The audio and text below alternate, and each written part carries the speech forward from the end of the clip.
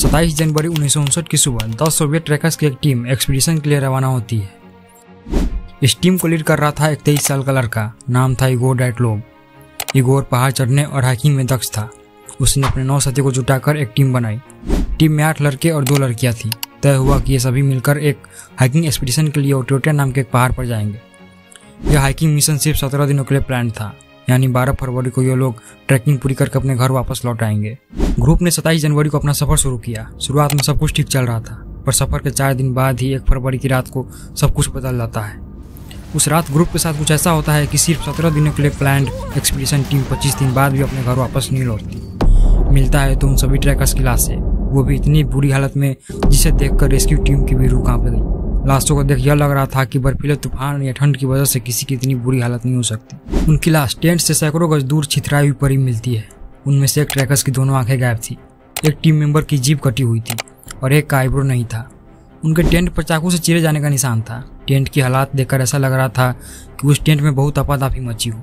कुछ ऐसा हुआ हो कि सारे टीम मेंबर्स बहुत जल्दबाजी में सारा सामान छोड़कर भाग गए हो। भीतर सामान पसरा था और टेंट के किनारे पर चाकू से चीरा लगा था, जैसे किसी ने टेंट के भीतर बैठकर वहीं से चाकू से काटा हो और बाहर निकल आया हो। टेंट के बाहरी हिस्से में बर्फ पर बने 9 जोड़ी पाँव के निशान थे। ये निशान कुछ आगे जाकर खत्म हो गए थे। इन निशानों को देखने से लगता था मानो कुछ लोग केवल एक पैर का जूता पहन पाए थे और कुछ तो नंगे पाँव ही भाग गए थे। लेकिन अब सवाल यह उठता है कि नंगे पाँव क्यों भागेंगे हाइकर्स? बर्फीले माउंटेन के पास ऊपर -40 डिग्री तापमान, उस पर अंधेरी रात और खराब मौसम। ऐसे में 9 अनुभवी हाइकर्स बिना जूता पहने टेंट से क्यों भागेंगे, ये जानते हुए कि इतनी ठंड में एक्सपोजर जानलेवा हो सकता है, हाइपोथर्मिया से जान जा सकती है। ऐसी क्या इमरजेंसी रही होगी कि सारे खतरे जानने के बावजूद ये ग्रुप इस तरह भागा होगा? और वो भागकर गए कहाँ? ये क्या, क्यों और कैसे का सवाल पिछले 65 सालों से एक रहस्य बना हुआ है। इस पर कई किताबें लिखी गई, कई फिल्में बनी, दर्जनों एक्सपर्ट्स ने इसे सुलझाने की कोशिश की। सरकार ने कई बार जांच टीम बिठाई, लेकिन इतने साल बीतने के बाद भी आज तक ये गुत्थी नहीं सुलझ पाई है कि आखिर उनकी मौत कैसे हुई। किसी ने कहा इसके पीछे एलियंस का हाथ था, कोई बोला किसी विशालकाय जीव ने उन पर हमला किया था, किसी का अनुमान था सीक्रेट वेपन टेस्ट से निकली रेडिएशन के चलते वो ट्रैकर्स मारे गए, किसी ने कहा यह कोई टॉप सीक्रेट मिलिट्री ऑपरेशन था, तो किसी ने कहा इसके पीछे किसी अदृश्य शक्ति का हाथ है। आखिर उन ट्रैकर्स के साथ क्या हुआ था, जानेंगे आज की इस एपिसोड में। स्वागत है दोस्तों हमारे channel beyond the mystery zone पर। आज हम एक ऐसी घटना के बारे में बात करने वाले हैं जिसने दुनिया भर के लोगों को चौंका दिया था। ये कहानी है 1959 की डैटलोव पास दुर्घटना की, जो आज भी एक रहस्य बनी हुई है। तो आइए इस रहस्यमय कहानी की गहराई में डूबते हैं। ये कहानी शुरू हुई 1959 में। रूस में यूरल फेडरल डिस्ट्रिक्ट नाम का एक प्रांत है। इसे अपना नाम मिला है रूस की यूरल पर्वत श्रृंखला से। इसी प्रांत में था यूरल पॉलिटेक्निक इंस्टीट्यूट। अब यही संस्थान यूरल स्टेट टेक्निकल यूनिवर्सिटी कहलाता है। 1959 के साल इसी संस्थान के रेडियो इंजीनियरिंग डिपार्टमेंट में 23 साल का लड़का पढ़ता था। नाम था इगोर डैटलोव। इगोर पहाड़ चढ़ने और हाइकिंग में दक्ष था। उसने अपने 9 साथियों को जुटाकर एक टीम बनाई। तय किया कि ये सब मिलकर एक हाइकिंग एक्सपीडिशन पर जाएंगे। कहाँ? तो ओटेटा नाम के एक पहाड़ पर। रूट फाइनल हुआ। 23 जनवरी 1959 को इगोर और उसके 9 साथी एक मिशन पर निकलते हैं। शुरुआती रास्ता ट्रेन और ट्रक से तय करके ये ग्रुप बिझाई नाम के गांव पहुंचता है। यह उनके ट्रैकिंग रूट का आखिरी गांव था। इससे ऊपर पांव की चढ़ाई शुरू हो जाती है। 27 जनवरी 1959 को तड़के सुबह 10 ट्रैकर्स की टीम एक्सपीडिशन के लिए रवाना होती है। अगले रोज टीम के एक साथी की तबीयत बिगड़ जाती है और वह वापस लौट जाता है। अब टीम में बचे 9 लोग हैं, 7 लड़के और 2 लड़कियां। तय होता है कि ठीक 17 दिन बाद यानी 12 फरवरी को ये लोग ट्रैकिंग पूरी करके बिझाई गांव लौट आएंगे। ग्रुप ने 27 जनवरी को अपना सफर शुरू किया। शुरुआत में सब कुछ ठीक चल रहा था, पर 1 फरवरी की रात को सब कुछ बदल जाता है। ट्रैकर्स की टीम 1 फरवरी की रात खोलात से आखल नामक एक पहाड़ पर पहुंच चुकी थी। ग्रुप पहाड़ की ढलान पर अपना टेंट लगाते हैं, लेकिन यह उनकी आखिरी रात बन जाती है। उस रात ग्रुप के साथ कुछ ऐसा होता है कि सिर्फ 17 दिनों के लिए प्लान्ड एक्सपीडिशन टीम 25 दिन बाद भी अपने घर वापस नहीं लौटती। जब 25वें दिन भी उनकी कोई खबर नहीं आती, तब जाकर चेतावनी की घंटी बजती है। ट्रैकर्स के दोस्त और परिवार वालों को चिंता होने लगती है। वे अथॉरिटीज से रेस्क्यू टीम भिजवाने के लिए रिक्वेस्ट करते हैं। एक्सपीडिशन टीम के ज़्यादातर लोग यूरल पॉलिटेक्निक इंस्टीट्यूट के छात्र थे। रेस्क्यू के लिए इसी संस्थान से पहले टीम रवाना होती है। इसके बाद आर्मी भी अपने कुछ हेलीकॉप्टर्स मदद के लिए भेजती है। 26 फरवरी 1959 को रेस्क्यू टीम खोलात से आखल पहुंचती है। खोलात से आखल यूरल पर्वत क्षेत्र के उत्तरी हिस्से में स्थित एक पहाड़ है। स्थानीय भाषा में खोलात से आखल का मतलब होता है डेड माउंटेन, यानी मृत पहाड़। यहाँ एक पहाड़ी दर्रा है। इसी के ऊपर थोड़ी ढलान वाली जगह पर रेस्क्यू टीम को एक टेंट मिलता है। ये टेंट उन्हीं 9 ट्रैकर्स की टीम का था। टेंट तो मिला, मगर वो 9 ट्रैकर्स यहाँ नहीं मिले।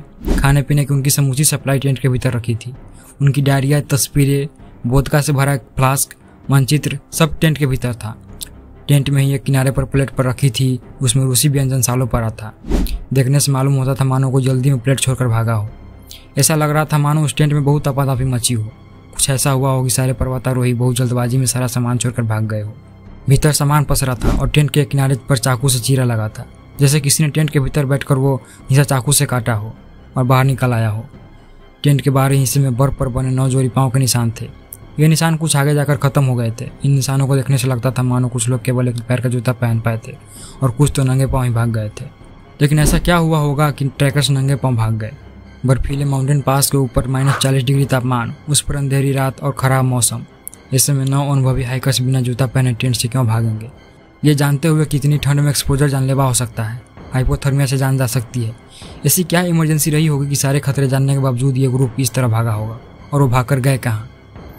जहाँ ये टेंट मिला उससे कुछ आगे जाकर जंगल शुरू होता था। जंगल की सरहद के पास एक देवदार का पेड़ था। रेस्क्यू टीम को इसी पेड़ के नीचे जली हुई कुछ लकड़ियाँ मिलती है। पेड़ के ऊपर की टहनियाँ भी टूटी हुई थी, ऐसे जैसे किसी ने उस पर चढ़ने की कोशिश की हो। थोड़ा और आगे बढ़े तो नजर आई 2 लाशें। दोनों में से किसी के पाँव में जूता नहीं था, शरीर पर कपड़े के नाम पर सिर्फ अंडरवियर। ये दोनों उसी ट्रैकिंग टीम का हिस्सा थे। फिर 3 और लाशें मिलती है। इनमें टीम के लीडर इगोर डैटलोव का भी लाश था। 5 लाशें मिल चुकी थी, बाकी 4 का मिलना भी बाकी था। एक तरफ बाकी 4 की तलाश चल रही थी, दूसरी तरफ जो 5 लाश मिले थे उनकी मेडिकल जांच शुरू हुई। पता चला कि ये 5 हाइपोथर्मिया से मरे हैं। इन 5 में से एक के सिर पर गहरी चोट लगी थी, मगर वो चोट इतनी खतरनाक नहीं थी कि जान चली जाए। इस मेडिकल जांच के आधार पर लोगों को लगा कि शायद बाकी के 4 भी ठंड में एक्सपोजर के चलते मर गए हो। करीब 2 महीने की तलाश के बाद एक संकरी खाई की सतह पर बाकी 4 टीम मेंबर्स की भी लाशें मिल गई, मगर इनके मिलने के साथ ही ये केस और उलझ गया। क्यों? इसकी वजह थी उन 4 लाशों की हालत। एक की दोनों आंखें गायब थी, जीभ कटी हुई थी, होठ का एक हिस्सा गायब था। बाकी 3 भी बुरी तरह जख्मी थे। उनकी पसलियाँ टूटी हुई थी, खोपड़ी में फ्रैक्चर था। मेडिकल जांच से पता चलता है कि इन्हें बहुत जोर की चोट लगी थी। इतने फोर्स का धक्का आया था इन पर जैसा तेज रफ्तार किसी कार के किसी चीज़ से टकरा जाने पर आता है। इसके अलावा कुछ और भी चीज़ें अजीब थी। मसलन टीम की एक लड़की के पाँव में दूसरे टीम मेंबर की जैकेट बंधी थी, एक का ट्राउजर जला हुआ था, एक के शरीर पर किसी और के कपड़े थे, कुछ के शरीर पर नोचे हुए चिथड़े लिपटे थे। इसके अलावा एक गिलास पर रेडिएशन के भी अंश पाए गए थे। पहाड़ चढ़ने के दौरान कई बार हादसे होते हैं, अनुभवी से अनुभवी पर्वतारोही मारे जाते हैं, मगर इतनी अजीबोगरीब मौत समझ से बाहर थी। रेस्क्यू टीम को टीम मेंबर्स की डायरिया भी मिलती है, जो 1 फरवरी 1959 की शाम तक का पूरा ब्यौरा बताती थी, मगर उस रात को क्या अनहोनी हुई इसका कोई जवाब नहीं था। कुछ के शरीर पर बस अंडरवियर क्यों था? फूटी आंखों और कटी हुई जीभ का कारण क्या था? इतने फोर्स से चोट लगने की वजह क्या थी? ये सारे सवाल लॉजिक से परे थे। इगोर और उसकी ट्रैकिंग टीम के साथ जुड़ा पूरा घटनाक्रम ही समझ से परे था। इसी के चलते यह घटना एक सेंसेशन बन गई। लोगों ने इसे नाम दिया डैटलोव पास इंसिडेंट। यह नाम एक्सपीडिशन टीम के लीडर इगोर डैटलोव के नाम पर प्रचलित हुआ था। एक्सपर्ट्स के द्वारा दिए गए थ्योरी में एक आशंका ये उभरी कि कहीं उस टीम को स्थानीय मानसिक कबीले ने तो नहीं मारा। ये चरवाहों का कबीला था जो ऊंचे पहाड़ पर आता था। आशंका थी कि कहीं उन्होंने बाहरियों को देखकर हमला न कर दिया हो, मगर यह आशंका भी खारिज हो गई, इसलिए कि एक्सपीडिशन टीम के किसी के साथ मारपीट के सबूत नहीं मिले थे। उन्हें किसी इंसान ने नहीं मारा था, ये बात पक्की थी। सोवियत ने कुछ समय तक इस केस की जांच की, फिर उन्होंने इस केस की फाइलों को क्लासिफाइड कर दिया। लेकिन इस केस की सीक्रेसी के कारण केस ने और तूल पकड़ा। लोगों ने कहा अगर कोई रहस्य न होता तो इतनी गोपनीयता क्यों बढ़ती जाती। फिर भी लोग क्यास लगाते रहे कि क्या ये लोग गुलाग यानी सोवियत के कुख्यात यातना शिविरों से भागे कैदी तो नहीं थे। क्या एक्सपीडिशन टीम ने यूएफओ देखा था? क्या इसी वजह से वो इतनी हड़बड़ी में टेंट छोड़कर भाग गए, या सच में ही पहाड़ के ऊपर विशालकाय जीव यति रहता है? क्या उसी ने इस टीम पर हमला कर दिया था, या कहीं सोवियत कोई सीक्रेट मिलिट्री ऑफ एक्सपेरिमेंट तो नहीं कर रहा था, या कहीं पहाड़ से एकाएक कोई अनजानी और खतरनाक उष्मा निकली, या ऐसा तो नहीं कि किसी न्यूक्लियर हथियार का परीक्षण हो रहा हो और ये टीम उसी के चपेट में आ गई हो। फिर रूसी सरकार ने 2019 में इस गैस को वापस खोलने का ऐलान किया। इस जांच का नतीजा आया जुलाई 2020 में। इसके मुताबिक उस हादसे की वजह थी एवलांच। क्या होता है एवलांच? पहाड़ में जहाँ स्लोप वाला इलाका होता है वहाँ बर्फ जमा होती रहती है। इस बर्फ को सहारा देता है स्नो पैक। इसे समझिए बर्फ की एक ठोस और मोटी सतह जो धीरे धीरे बर्फ की कई तह जमा होने से बनती है। ये स्नो पैक अपने ऊपर जमा हो रही बर्फ को सहारा देता है, उसे नीचे गिरने से रोकता है। लेकिन जब बर्फ का वजन बहुत ज़्यादा बढ़ जाए तब कई बार स्नो पैक कमज़ोर होने लगता है, उसका एक हिस्सा टूट जाता है, ऊपर जमा बर्फ नीचे रिलीज हो जाती है। यही प्रक्रिया एवलांच कहलाता है। एवलांच में एकाएक बहुत सारा बर्फ तेज रफ्तार से नीचे ढुलकता है। बड़ी एवलांच अपने साथ बड़े बड़े पत्थर, पेड़ और मिट्टी का मलबा भी लाती है। रूस ने अपनी जांच में एवलांच तो कह दिया, मगर इस थ्योरी को सपोर्ट करने के लिए संतोषजनक तर्क नहीं दिए। इसकी वजह से कई सवाल अनसुलझे रहे। कई एक्सपर्ट्स का कहना था कि जिस जगह डैटलोव की टीम ने कैंप लगाया वहाँ स्लोप बहुत लो था, इस स्लोप का एंगल 30 डिग्री से कम था। एवलांच 30 डिग्री से कम एंगल वाले स्लोप पर नहीं आता। अगर बहुत एक्स्ट्रा ऑर्डिनरी हालत बने और एवलांच आए भी तो वो छोटा होगा, उसका फोर्स ज़्यादा नहीं होगा, उसमें ऐसी चोटें नहीं आएगी जैसी उस टीम को आई थी। इसके अलावा उस इलाके में हमेशा तेज़ हवा चलती रहती है।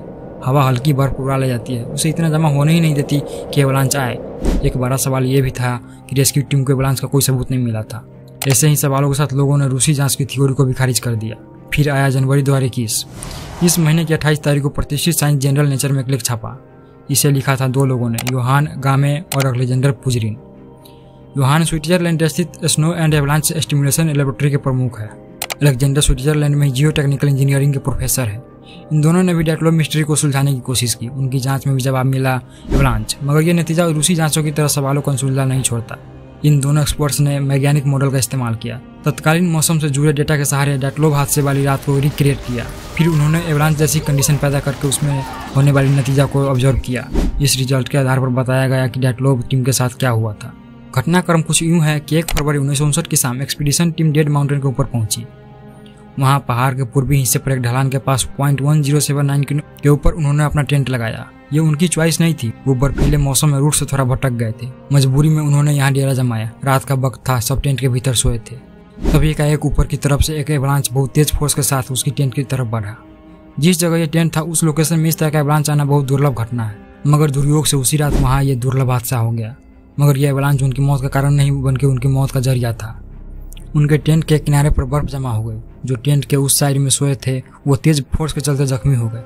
बाकी के टीम मेंबर्स में से किसी ने टेंट में चाकू से चीरा लगाया। उस रास्ते सबको बाहर निकाला। बहुत पैनिक का माहौल था। टीम को लगा कि छोटे एवलांच के बाद एक बड़ा एवलांच आ सकता है, इसलिए वो जिस हाल में थे उसी हाल में बाहर निकल आए। जूते तक पहनने का टाइम नहीं मिला उन्हें। वो टेंट से दूर भागे। उन्होंने सोचा होगा कुछ देर बाद लौट आएंगे, मगर रात अंधेरी थी, मौसम खराब था, बर्फीला तूफान चल रहा था, विजिबिलिटी नहीं थी, इसीलिए टीम के लोग रास्ता भटक गए। -40 डिग्री तापमान में इस तरह सर्वाइव करना मुश्किल था, इसलिए एक एक करके वो मरते गए। जो पहले मारा उसके कपड़े बाकी ने उतारे ताकि जिंदा लोगों को ज्यादा गर्मी मिल सके। गर्मी के लिए ही उन्होंने किसी तरह देवदार के पेड़ के पास आग जलाई होगी। रेस्क्यू टीम को इस देवदार की ऊपरी टहनियां टूटी हुई मिली थी। शायद डेटलोव टीम का कोई जिंदा मेंबर बहुत डिस्प्रेशन में इस पेड़ पर चढ़ा हो, इस उम्मीद में कि शायद ऊंचाई से टेंट दिख जाएगा, मगर टेंट नहीं मिला और ठंड ने उन्हें मार डाला। यह थ्योरी कहती है कि अगर टीम मेंबर टेंट में ही रहती, बाहर न निकलती तो शायद जिंदा बच जाती।